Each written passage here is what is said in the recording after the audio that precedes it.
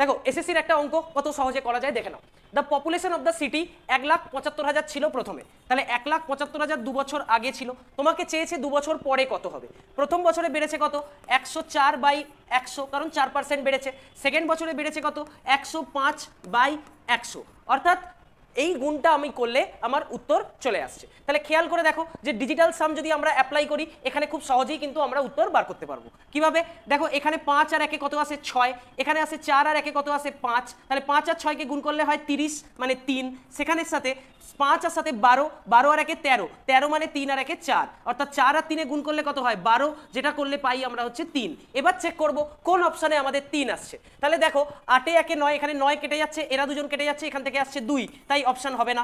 B অপশনে 9 কেটে যাচ্ছে 2 1 3, এখানে 4 আসছে, 9 কেটে যাচ্ছে 3 এ 1 4 আর 2 6 আসছে, আর এখানে দেখো 9 কেটে গেলে 1 2 3, এখানে 3 আসছে, তাহলে এটাই অপশন।